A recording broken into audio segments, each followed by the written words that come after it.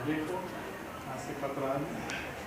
Entonces, pues nosotros como estudiantes de filosofía llevamos una materia que se llama enseñanza de la filosofía y nos piden pues dar esta práctica para irnos entrenando a dar las clases, ¿no? Entonces, fue difícil ponerme de acuerdo con su profesor, porque iba a dar primeramente un tema. Me dijo, vine hace como 2 semanas, me dijo, bueno, da cualquier tema. Y yo ya venía con cualquier tema, ya había preparado algo sobre Platón, sobre arte, sensibilidad, y no, me dice a la verdad que no, que mejor algo que sea sobre política. Y bueno, de aquí allá ya lo son.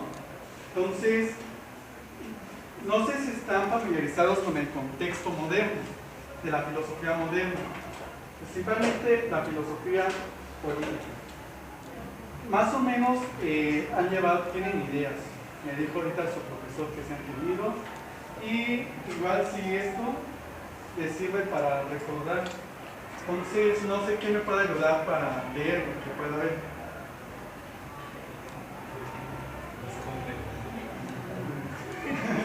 El pensamiento moderno. Una de las ideas fundamentales del pensamiento ilustrado es el del progreso continuo, asentado en el ejercicio de una razón autónoma y secularizada. El uso de esa razón eliminará los prejuicios, supersticiones y dogmatismos y conducirá a un desarrollo de las ciencias y las artes. Ese desarrollo traerá un mayor conocimiento y dominio de la naturaleza que se pondrá al servicio del hombre. Las sociedades serán cada vez más justas y los hombres más felices. Esta idea, aunque es así muy corta, encierra todo lo que es el pensamiento moderno. Bueno, no me animo a decir que todo, pero ideas muy claras. Entonces, si nosotros vemos el pensamiento moderno, va a buscar un progreso continuo. Nosotros estamos permeados del pensamiento moderno. Nosotros tenemos una idea de un progreso continuo, y así nos los hacen creer, ¿no? También en política tenemos como esa idea de vamos a ir mejorando ciertas cosas, vamos a ir a una perfección. Ajá. Entonces, en ese sentido, es el progreso continuo. Pero ese progreso continuo va a ser por una razón autónoma. La razón es fundamental para el pensamiento moderno. ¿Qué sucede en la época medieval? ¿Qué saben un poco sobre historia medieval? Todo estaba censurado, ¿verdad? ¿Qué más? ¿Nada más hay un compañero? Empezaron las universidades. ¿Cómo? Empezaron las universidades, ¿verdad? Eso también es muy importante. ¿Qué más? Era un poder absolutista. Sí, exacto. Un poder que ¿quiénes lo guardaban? ¿Quiénes lo custodiaban? Los reyes, ajá. Era todo una estructura, ¿verdad? Arriba el señor feudal, seguía el papa, la iglesia, los rosarios, etcétera, etcétera, etcétera. Entonces, en el pensamiento moderno sucede algo distinto. Ahora, el individuo debe de ser capaz de razonar por su propia cuenta. Entonces, nosotros se supone que estamos en esa idea, creemos que somos autónomos, que pensamos por nuestra propia cuenta, ¿o no? Más en esta etapa, ¿no? Como que creemos que somos libres y tenemos nuestros propios ideales, ¿verdad? Lo creemos. Entonces, en este sentido, poseemos una razón autónoma y secularizada. ¿Alguien sabe qué es esa palabra, secularizada? A ver, más o menos, ¿qué se imaginan? Secular es que esté libre de religión, de la religión, de reglas principalmente, ¿no? Entonces, secularizada. El modernismo va a tener esa característica. El poder político del señor feudal y los reyes se justificaban en que Dios les daba el poder. Por lo tanto, ellos tenían el poder porque Dios se los daba y el Papa los bendecía, y de esa manera se justificaba el poder. Pero ahora no. Vamos a quitar todo este discurso teológico de la religión. Eso va a ser muy claro del pensamiento moderno. Y la prueba es que ahorita también pues, nuestras escuelas están secularizadas, ¿no? La educación laica y que alejar la religión, pues también está en esto. Entonces, el uso de esta razón eliminará los prejuicios, supersticiones y dogmatismo. y conducirá a un desarrollo de las ciencias y las artes. Entonces el hombre va a crecer de acuerdo al uso de su razón. Y de esa manera, ¿qué va a desarrollar? Según esto, las ciencias y las artes. ¿Quién de ustedes está interesado por las ciencias o las artes? ¿Cómo qué les interesa? La psicología. ¿Alguien más?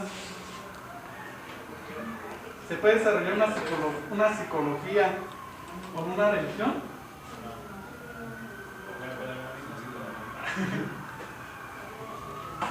Hay posturas interesantes que podrán decir que sí, pero para desarrollarla debidamente lo mejor es hacer esa separación. Las artes también van a avanzar de acuerdo al uso de la razón, a esta autonomía. Entonces, este desarrollo traerá un mayor conocimiento y dominio de la naturaleza que se pondrá al servicio del hombre. ¿Esto qué significa? Que el hombre va a ser capaz de dominar la naturaleza. ¿Ustedes creen que eso sea cierto? ¿Que el hombre es capaz de dominar la naturaleza? No en su totalidad. Bueno, en sí solamente la transforma. La va transformando, no la domina. ¿Qué más? ¿Qué opinan? ¿O voy a hacer por desgracia? A los que estén más viendo les voy a preguntar. Bueno, les voy a preguntar entonces a todos. Bueno, entonces, este dominio de la naturaleza se pondrá al servicio de los hombres. Las sociedades serán cada vez más justas y los hombres serán felices. ¿Ustedes creen que el desarrollo de la ciencia, el desarrollo de las artes, va a hacer unas sociedades más felices y más justas? Es que depende, ¿no? Tiene como un doble filo. Pues ahorita, por ejemplo, estamos en una sociedad muy avanzada científicamente, pero es lo mismo que nos encierra. Aparte nosotros tenemos algunos privilegios para aprender ciencias o artes. Si alcanzan a ver todos más o menos hasta ahí. A ver, ¿quién cree que sí? Yo creo que sí, Pues también creo que no. Entonces, vamos a ver, porque la propuesta de Rousseau es muy interesante en este sentido. Rousseau, pues fue un moderno. Va a estar planeando todas estas ideas de que la ciencia nos van a renovar, de que el desarrollo... ¿Se abre, verdad? Entonces, tiene estas ideas. Es un pensador moderno, pero tiene diversas sutilezas, lo hace diferente. Él no tiene, como ahorita ustedes, no tiene los ojos cerrados, que cree que va a haber un progreso continuo. Rousseau sabe que el uso excesivo de la razón puede llevar tanto a cosas buenas, como dicen, como a barbaries, que después lo vamos a ver, desigualdades. Entonces, de esta manera lo va a ver él. Él se dedicó al estudio de la música. Él era músico, estudió filosofía, matemáticas y se dio a conocer con un escrito titulado Discursos sobre las ciencias y las artes. Ese fue su primer trabajo. Fue el primero que hizo y con eso se dio a conocer. Luego, 4 años más tarde, escribiría el discurso sobre el origen de las desigualdades de los hombres. ¿Por qué es importante este discurso sobre las desigualdades de los hombres? Este trabajo lo vamos a llevar con este escrito. Rousseau va a plantear los problemas que va a traer la modernidad, principalmente la desigualdad. ¿Cómo se puede entender la desigualdad si un avance científico, si un avance tecnológico de las artes y de general nos va a llevar al progreso? ¿Cómo puede haber una desigualdad? ¿Cómo te llamas? Itzayana decía, no todos tienen las mismas oportunidades, las mismas posibilidades. ¿Cómo se llama eso? ¿Qué es? Desigualdad. Desigualdad, ¿verdad? Existe una desigualdad. Entonces, Rousseau lo va a plantear y lo va a ver. Debido a su carencia económica, Rousseau pudo analizar los problemas sociales de su época desde una perspectiva muy diferente a sus contemporáneos. Rousseau era pobre. Sufrió porque su papá era relojero y él también pues aprendió el oficio de relojero, pero no se quería quedar ahí nada más. Él tenía como esa esa saciedad de aprender más. Y la prueba está en que pues, estudió música, filosofía y desarrolló muchas cualidades, ¿verdad? Entonces, esto es muy importante. Su carencia lo va a ayudar a tener una perspectiva diferente del mismo pensamiento moderno. ¿Hasta aquí vamos bien?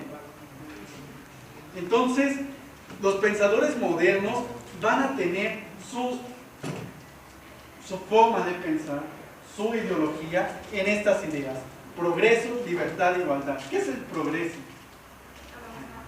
Avanzar, ¿verdad? Avanzar. ¿Qué es la libertad? ¿Qué es la libertad? Pues es como tener el control de poder hacer lo que quieras, pero hacer lo correcto. Bueno, poder hacer lo correcto. Bueno, aquí le estoy haciendo una trampa muy grande. Libertad es muy difícil de definir, ¿no? Pero todos creemos tener una idea de libertad, ¿no? Más o menos, ¿no? Bueno, no vamos a meter ahí. Igualdad. Entonces, los estados modernos se fundan en ideas de igualdad. Nuestro estado mexicano está formado en ideas de igualdad. Entonces, si se dan cuenta, el pensamiento moderno sigue hasta nuestros días, ¿no? Sigue formando nuestras estructuras políticas. Rousseau no comienza de esta manera, sino desde un hecho concreto y visible, que imposibilita el progreso en la sociedad civil. Vamos a ver qué es eso que Rousseau ve. ¿Quién puede leer? La crítica a la civilización y a la sensibilidad de la vida social es el punto de partida para su pensamiento político. Muy bien, hasta ahí. ¿Qué entienden ahí? La crítica a la civilización y a la artificialidad de la vida social es el punto de partida de su pensamiento político. ¿Qué va a hacer Rousseau? Criticar la civilización y la ¿Y la qué? Superficialidad. La artificialidad. Ajá, muy bien. Artificialidad, no, perdón. Ahora sí. En oposición a los demás ilustrados, Rousseau dirá que la ciencia no solo no ha mejorado al hombre, sino que ha permitido y ayudado a corromperlo, contribuyendo a crear sociedades artificiales en las que domina la desigualdad y todos los males que esta trae consigo: opresión, riquezas para unos pocos y pobreza para todos los demás, pasiones depravadas, etc. Muy bien. ¿Qué les dice esto? ¿Sí? ¿Creen que Rousseau esté en contra de las ciencias? Es un pensador moderno. Recuerden que los pensadores modernos van a estar apoyando las ciencias, porque en cierta manera ayudan al progreso. ¿Ha habido un progreso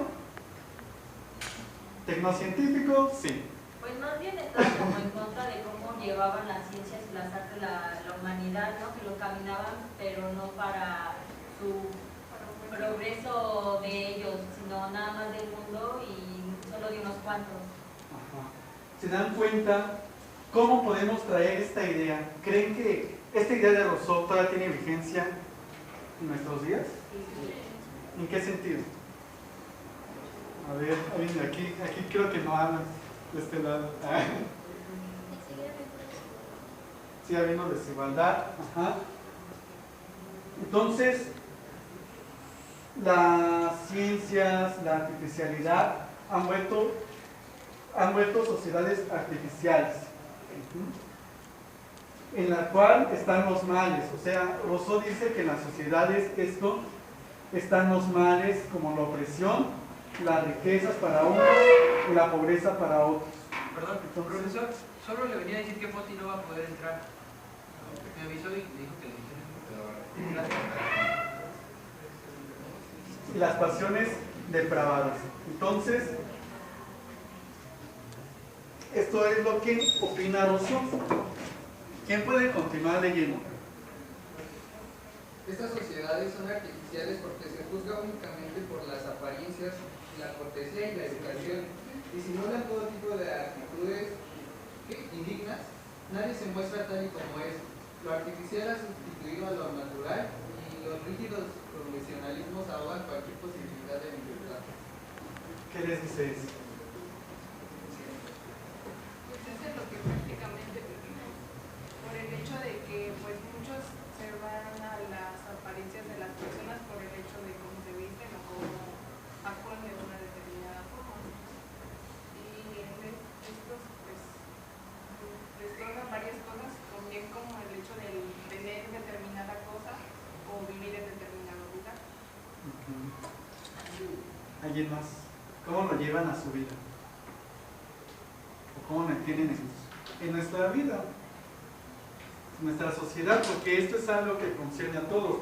Rousseau no está hablando desde su punto, desde él, sino está viendo desde lo que sucede, de lo que está viendo en su estado, en su sociedad civil. ¿Tiene actualidad? Pues podría ser como, por ejemplo, aquí en el salón de clases que muchos, bueno, muy educados y hablan con mucha propiedad y lo que sea, pero allá afuera ven a alguien que necesita, que tiene hambre o así, le hacen el feo, o lo discriminan, o cosas así, o cuando, bueno, un ejemplo que el maestro nos ponía, que cuando vas a casa de tu suegra y si ayudas a lavar los trastes y todo, pero en tu casa no mueves ni un dedo para ayudar a tu mamá o cosas así.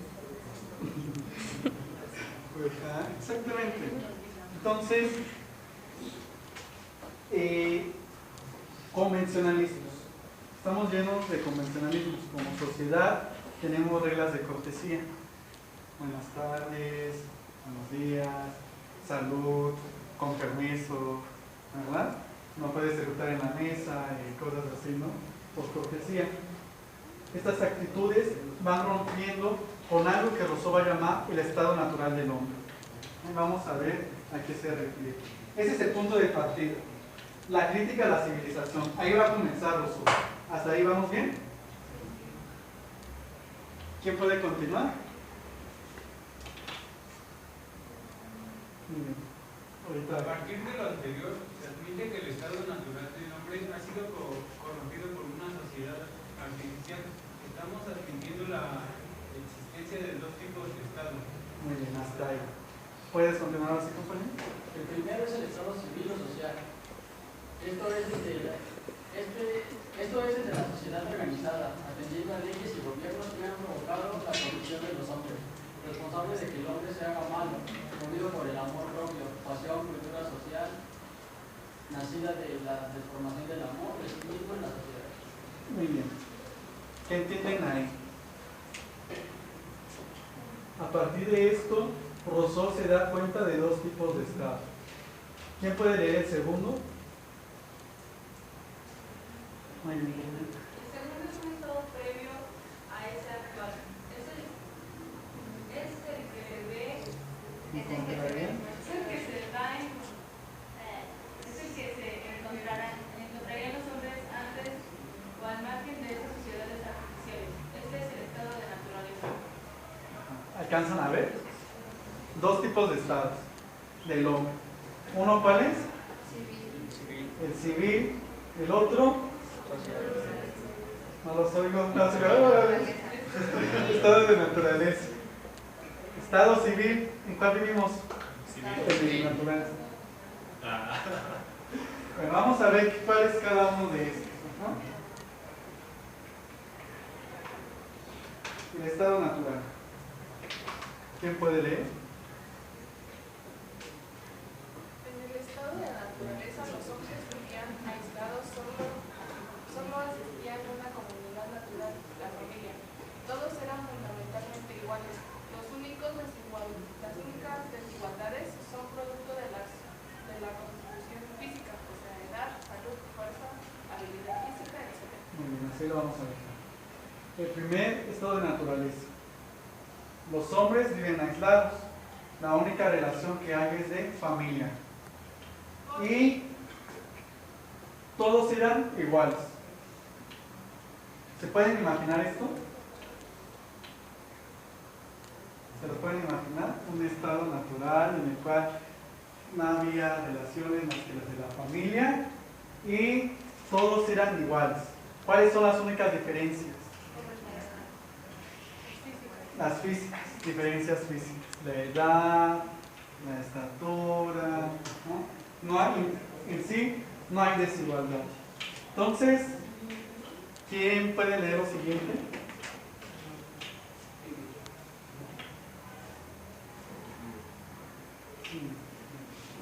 Los hombres en el estado natural actúan atendiendo a dos impulsos esenciales, el de autoconservación y la compasión por sus semejantes, que los ayuda a formar lazos más estrechos socialmente, pero esto no fue lo que fuertemente hizo la formación de las sociedades políticas.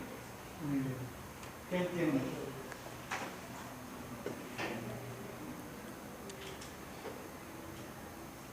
O ya nos comenzamos a perder.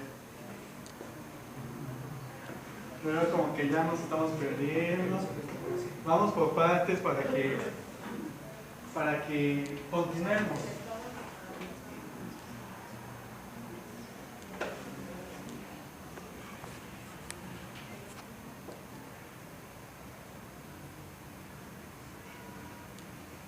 El hombre en estado natural actúa a dos impulsos solamente. ¿Cuáles son?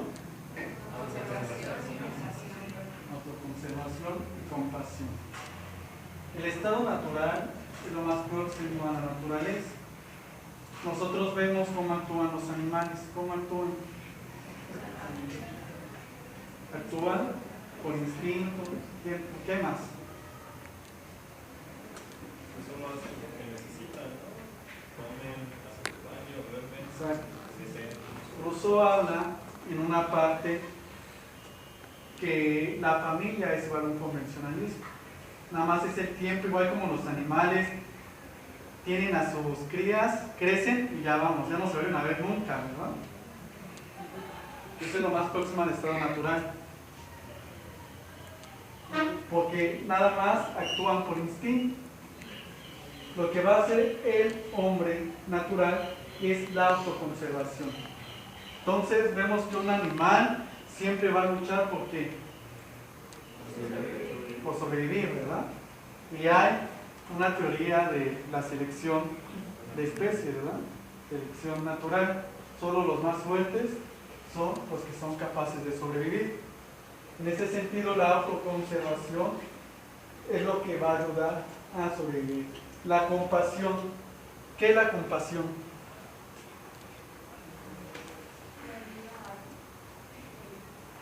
¿Ayuda? El que te nazca ayudar a alguien.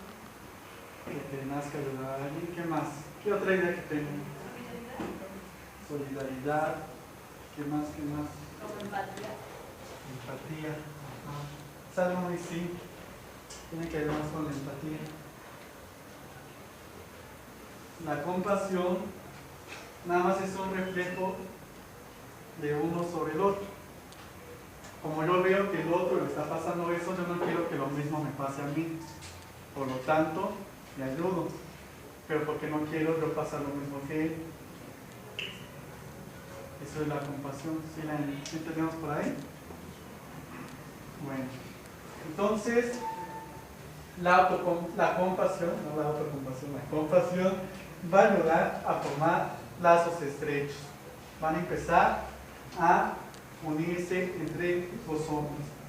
Entonces, ¿quién puede leer lo que sigue? El estado de naturaleza es simplemente una hipótesis obtenida por abstracción.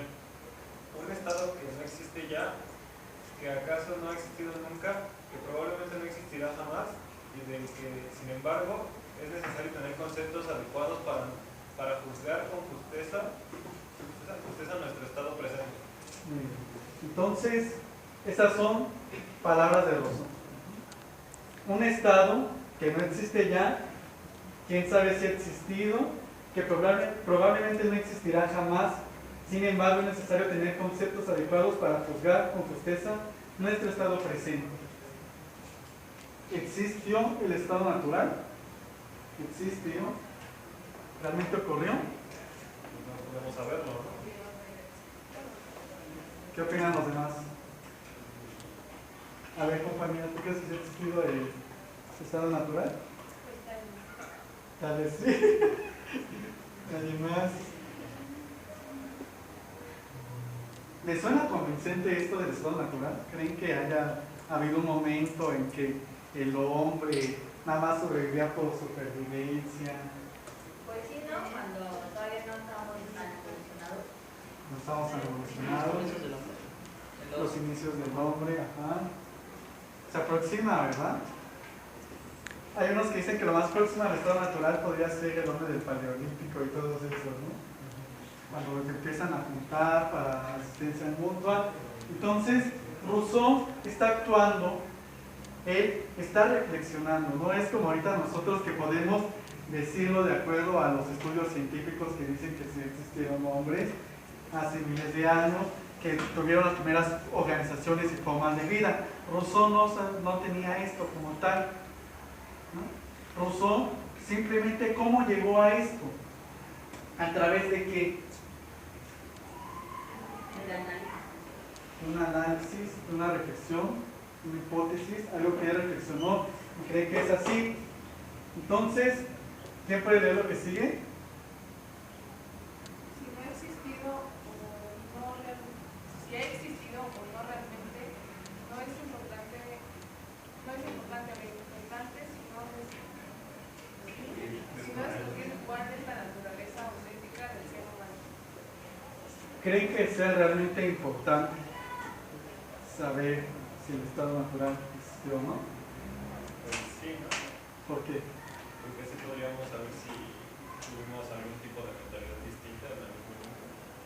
¿Creen que siempre hemos tenido esto? Vayamos a algo muy sencillo.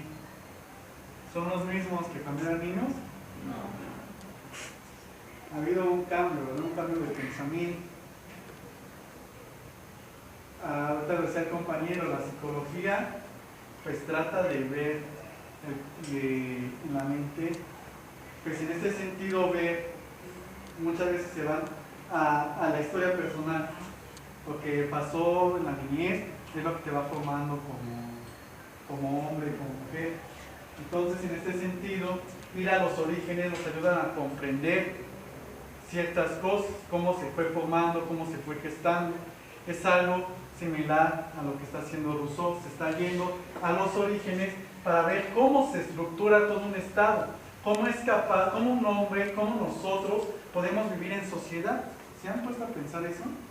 ¿Cómo es capaz que vivimos en sociedad? Tenemos leyes, exigimos servicios sociales, salud, educación y tantas cosas, pero ¿cómo se fue formando esto?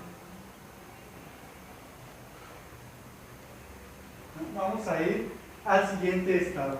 Rousseau nos marcó dos, ¿verdad? El estado natural y el estado civil o social. ¿Quién quiere leer?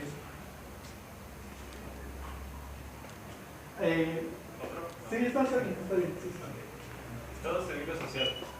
Los motivos que pusieron fin al estado de naturaleza primeramente fue la observación de que era más ventajoso unirse en diversas actividades.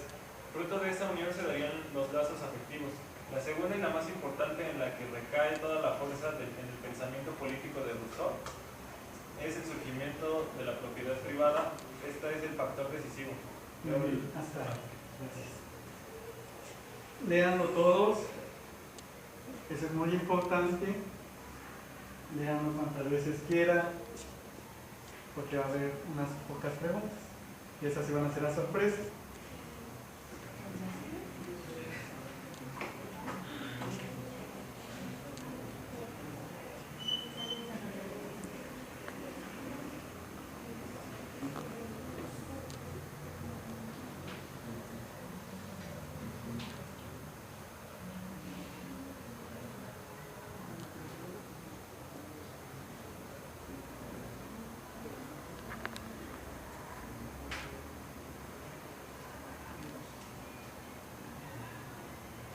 ¿Listos? Bien. Compañera, ¿qué te dicen las líneas?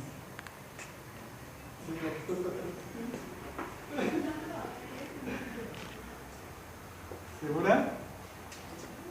¿No me haces trampa? A ver. ¿Tu compañera? Sí. ¿Qué te dicen esas líneas?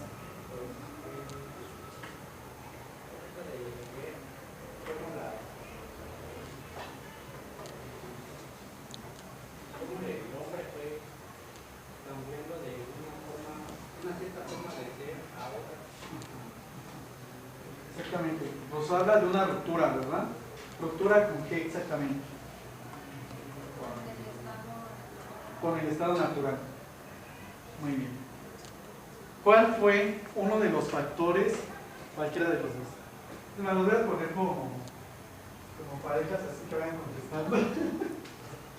¿Cuál fue uno de los factores, ustedes dos, que hizo esta ruptura del estado natural? Que tenía más ventajas estar unidos Que solos. ¿Por qué crees tú que eso ayudó a formar sociedad, bueno, formar en cierta manera más unión, comunidades? ¿Por qué crees? A ver, ayuda de compañero, no la dije sola. ¿Seguro? ¿Te contestas en tus exámenes? A veces dice. A ver, hasta allá está. Para que no haya un goce de soledad, que tengamos que depender de otras personas, para así creer o que alta autoestima pues depende de las otras personas, de lo que digan. Entonces esto como que nace, crean lazos que no son familiares para las parejas. ¿Ustedes qué opinan? A ver. Yo creo que sería más como empezaron a ver que hacer las cosas juntos sea más fácil y ahí se empiezan a crear como lazos de comunidad y ya a partir de ahí entre más cercanos y más cercanos. Exacto, a eso se refiere, ¿no? Lo que va a hacer todo esto, ¿qué es más fácil, cazar un mamut solo o cazar un mamut en comunidad? En comunidad, ¿verdad? Entonces, ya no hay mamut, pero ¿cómo es más fácil? Nosotros seguimos actuando en cierta manera, así en cierta manera. Nosotros no nos dedicamos al campo, pero hay otras personas que nos ayudan con los cultivos del campo. Esa es una asistencia, hay como una unión en la cual cada uno pues nos asistimos. Es como, suena feo, pero nos servimos unos de otros, ¿no? Entonces, pero ¿cuál fue lo decisivo? El surgimiento de la propiedad privada. El surgimiento de la propiedad privada. ¿Por qué creen? Porque ya te estás apropiando de algo, entonces ya estás socialmente junto, pero separado, o sea, estás diciendo esto es solo mío, no es para todos, es solo para mí. ¿Alguien más? Ahí lo está planteando Rousseau, ¿no? Lo está planteando. Pero, ¿por qué? Vamos a leer la siguiente línea. Esto es, los que están así entre comillas, es Rousseau directo. Entonces, es una cita. ¿Quién la puede leer? Bien, compañero. El primero a quien, después de cercar el terreno, se le ocurrió decir, esto es mío, y halló personas bastante sencillas para creerle, fue el verdadero fundador de la sociedad civil. ¿Ustedes qué opinan? ¿Es así? ¿Por qué? Igual porque de ahí se empezó como a crear cierta desigualdad, ¿no? Que personas se apropiaban de más terrenos y dejaban sin menos otras personas. Y bueno, yo pienso que eso no está tan lejano porque todavía hace unas 2 generaciones así pasó en terrenos del Distrito Federal, que empezaron a llegar de provincia personas y a adueñarse del terreno. ¿Se dan cuenta? En la filosofía política nunca se había planteado de esa manera en que lo está haciendo Rousseau. La propiedad privada, según Rousseau, es lo que fundó rotundamente nuestras sociedades. Entonces, ¿quién puede leer lo siguiente? Desapareció la igualdad, las selvas se convirtieron en campos feroces, y la esclavitud y la miseria aparecen vinculados a las cosechas. Aparecen también la justicia y la injusticia, pero los hombres no son por eso mejores que en el estado de la naturaleza. Entonces, con el surgimiento de esto desapareció la igualdad por completo. Empieza las injusticias, la esclavitud, la miseria. Aparece justicia e injusticia, ¿ya vieron? Lo justo ya no es en Rousseau algo de procedencia divina. Como decía, la justificación en la edad medieval, ¿qué era? La justificación de las estructuras políticas, ¿qué era? Porque Dios es lo de Que Dios les daba el poder, ¿verdad? Que a través del Papa los bendecía. Entonces, y la justicia procedía directamente de Dios, por lo tanto, si tú sufrías las injusticias, ibas a después ibas a ser ajusticiado, no sé cómo decirlo, pero iban a hacer justicia Dios mismo, porque Él iba a pagar esas injusticias. Entonces la justicia procedía de Dios. En cambio aquí Rousseau dice que no, la justicia y la injusticia se forman a partir de ¿qué? De la propiedad privada. ¿Quién quiere continuar? Hasta atrás. En cualquiera de los dos. Caballeroso.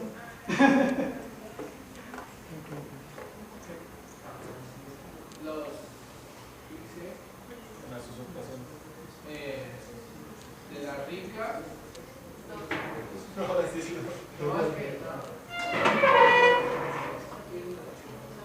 Las usurpaciones de los ricos. Los robos de los pobres.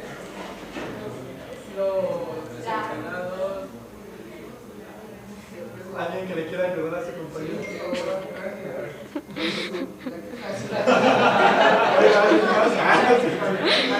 Usurpaciones de los ricos, los robos de los pobres y los desenfrenados, pasiones de unas y otras, ahogaron las voces de la composición natural y la voz todavía débil de la justicia, y llenaron a los hombres de la avaricia, ambición y vicio. El recién estado de la sociedad produce así un horrible estado de guerra. Muy bien, hasta ahí. ¿Qué alcanzan a comprender? Pues que ahí empieza la guerra de clases, ¿no? Por la misma supervivencia y ambición de las personas, ¿no? Bueno, de los grupos sociales. ¿Alguien más? ¿Qué más alcanzan a ver? Pues que cuando las personas empezaron a tener sus propias pertenencias y las demás personas empezaron a ver que cierto tenía más que otro, pues bueno, así como lo dice, le empezaron las guerras por intentar a lo mejor una cierta justicia que tiene más, que me dé a mí, yo le quito, pero así solo creaban pues más problemas. ¿Alguien más? Es como el surgimiento de las clases sociales para ver quién tenía más que el otro, ¿no? Como las tierras, para ver quién tenía más tierras que el otro, ricas en ¿cómo decirlo? Para que sean fértiles, mejores que otras tierras, ¿no? Por ejemplo. ¿Ya le alcanzamos a ver más o menos?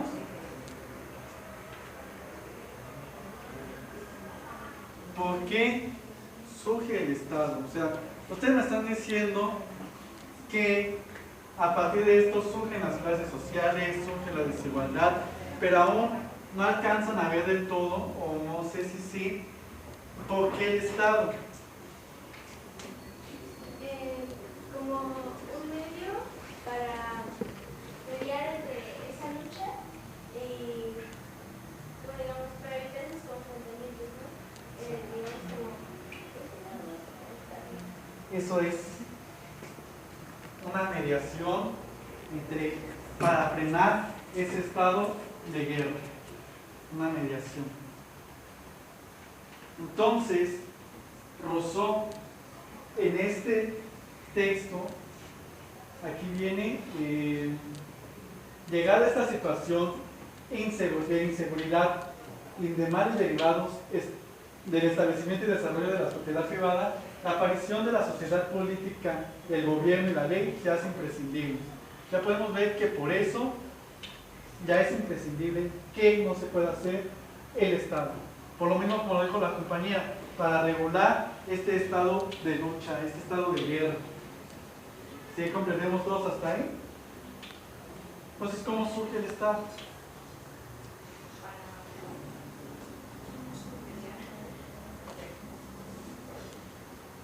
ejemplo, es que siempre no nos podemos deslindar siempre de la época del todo a una... Bueno, hay ciertas épocas, formas de pensamiento. Entonces ya vimos en la medieval cómo se justificaba.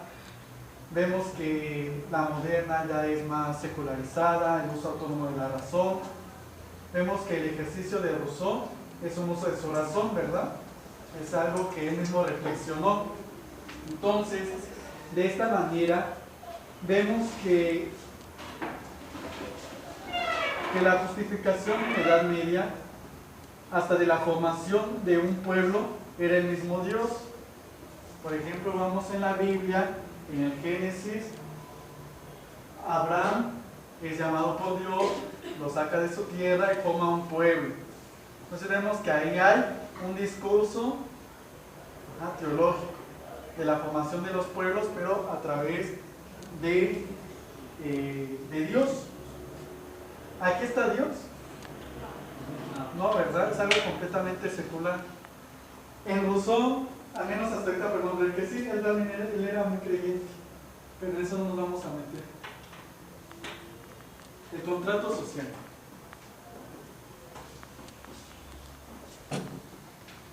He dado el discurso sobre la desigualdad de una manera muy corta, muy burda, se puede decir.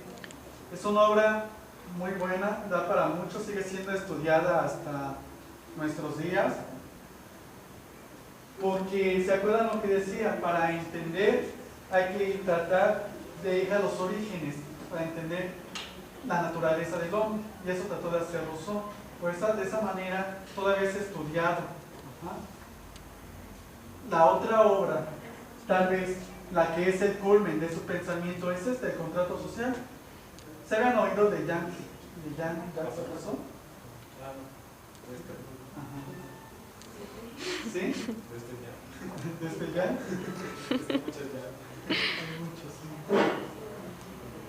Entonces, sus principales escritos o más conocidos es el discurso sobre la desigualdad y el contrato social. En el contrato social es interesante porque vamos a ver una evolución de Rousseau, una forma muy distinta, bueno, no tan distinta, pero que sí se separa un poco del discurso sobre la desigualdad. Antes de entrar aquí, quisiera ver a ustedes qué opinan sobre el discurso de la desigualdad. ¿Qué de nuevo les aportó el discurso de la desigualdad?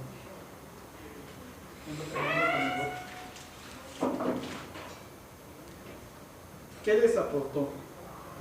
Pues comprender mejor cómo fue, bueno, en qué momento fue la ruptura, si existió un estado natural, en qué momento fue que pasamos a un estado de desigualdad y guerra social, y de cómo sigue presente ese estado civil hasta nuestros días. ¿Comparten esa forma de pensamiento con Rousseau? ¿O alguien que diga ¿Fomentó qué? La ambición. ¿Rousseau? ¿Qué? El Estado. Según Rousseau, sí, ¿verdad? El Estado es el que depravó al hombre en su estado natural. ¿Pero están de acuerdo en eso? Porque aquí yo les puedo hablar sobre esto y ustedes pueden decir, sí, tenía razón, Rousseau, el Estado nos corrompe. ¿Creen eso? Realmente actuó de esa manera. ¿Cómo nada más así surgió? O sea, bueno, ya esto es mío, tú no lo puedes agarrar. O sea, yo no puedo llegar y agarrar tu agua porque yo no puedo llegar y quitarle su gorra al compañero porque es de él, aunque me guste mucho, no se puede. Pero ¿cómo a partir de eso puede surgir un Estado? La compañera lo vio muy bien. Dijo, pues, algo que regule. Pero ¿quién regula? ¿Quién es la autoridad? ¿Qué es aquella? ¿Qué es la autoridad? ¿Qué papel va a jugar aquí? ¿Y quién le dio el poder? ¿Quién le otorgó el poder a la autoridad? Yo creo que fue como lo que estábamos viendo ahí, de que una persona llega y dice esto ya es mío. Entonces él llegó y dijo,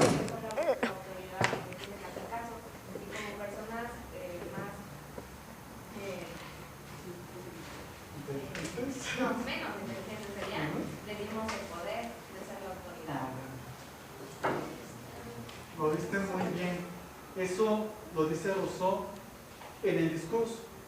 Él lo dice ahí claramente. Cuando personas sencillas le creyeron, ahí surge el Estado. También Rousseau, en la segunda parte de su discurso de la desigualdad, dice que si tan solo una persona le hubiera llegado y le hubiera quitado la cerca y hubiera dicho, no, este nos está engañando, no es de él, no es de nadie, es de todos. Entonces esa persona es algo que sigue hasta nuestras ideas, como sigue, más bien tratan de rescatar ciertas ideologías, sería pues el zapatismo, que hay todo es de todos, una idea de la tierra y todo, ¿no? Pero pues no estamos todavía allá. Entonces, si en ese momento alguien hubiera quitado la cerca, ¿ustedes creen que se hubiera desarrollado los estados tal y como los conocemos? ¿Seguros? Que sí, pero después de un tiempo, ¿no? Hubiera volver a pasar. ¿Existía esa cerca? Para empezar. A lo mejor es algo como metafórico. Exacto, es una cerca como metafórica. No sé, inventado. ¿De qué manera nos puede ayudar esta metáfora a entenderlo? Pues en que lo quisimos creer, y pues más personas lo quisieron creer, más personas lo quisieron creer, y ahora tenemos un estado. Tenemos un Vivimos estado. en una sociedad. A lo mejor estamos como programados en que nos ponen un límite y pues ya no cuestionamos por qué no lo quieren o si tienen razón y solo lo seguimos. ¿Se cuestionan ustedes eso? Bueno, A veces.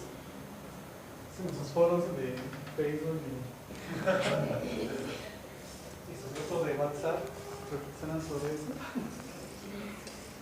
Bueno, entonces vamos a ver, el contrato social es muy importante porque nos va a haber una evolución en el pensamiento de Rousseau. ¿Quién puede leer? Distinto a los compañeros que nos han hecho el favor grandísimo de leerlo. También muchos han llevado, pero a ver, ustedes van a hablar. No, es que como casi no hay que saber cómo son el libro. ¿Pero lentes? Yo sé una teoría contractualista de Hobbes.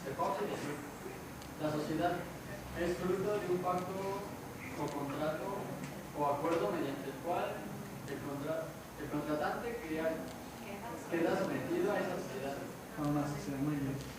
¿Saben qué es contractualista?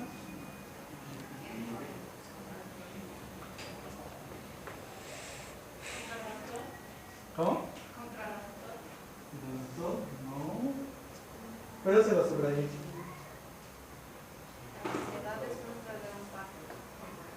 Contractualista es esto: que la sociedad es fruto de un pacto o de un contrato.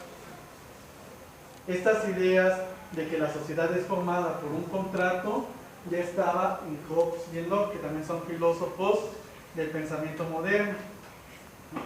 Durante este tiempo anteriormente solamente se había explicado el Estado en sus formas de gobierno, mas nunca cómo había sido su origen. Esta es la innovación de estos tres filósofos, Hobbes, Locke y Rousseau, en su teoría contractualista. La sociedad es producto de un ¿qué? Contrato. De un contrato o de un pacto. ¿Quién puede leer la cita directa de Rousseau? Supongamos que los hombres hayan llegado a un punto tal que los obstáculos que dañan a su conservación en el estado de la naturaleza solo les queda un medio para conservarse y consiste en formar por agregación una suma de fuerzas capaz de vencer la resistencia. ¿Qué entendemos? ¿Qué entendemos, compañeros?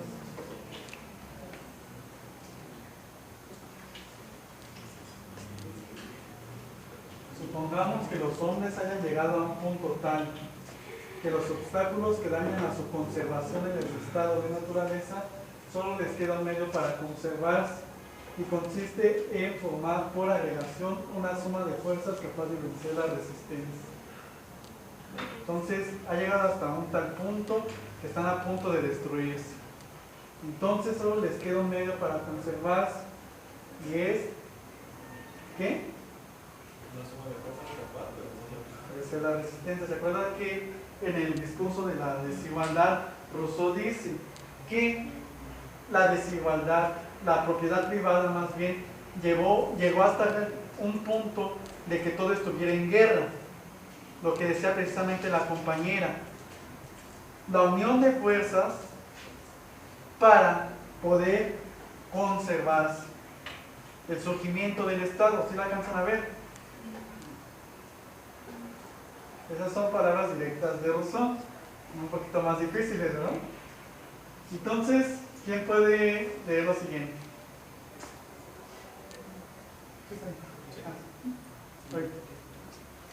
Rousseau no le parece que la sociedad esté fundamentada sobre la fuerza. En su teoría, cada contratante se somete libremente a la voluntad general. Esta es la que le permite ser tan libre como antes.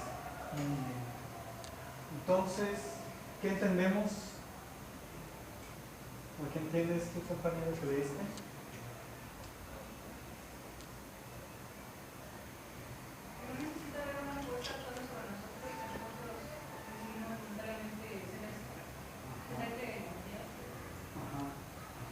Exactamente, eso está diciendo Rousseau. Rousseau está yendo a los orígenes.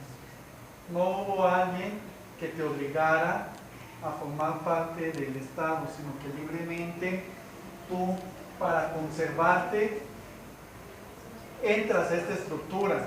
Es un contrato, ¿sí lo alcanzan a ver? O ya nos perdimos. Si alguien dice no entiende, hace la mano y vamos más bien. No, en el buen sentido, porque es bueno. Imagínense si nos quedamos con la duda. Yo también cuando entré a la facultad no entendía nada, y si no preguntas, porque sí es muy densa la filosofía.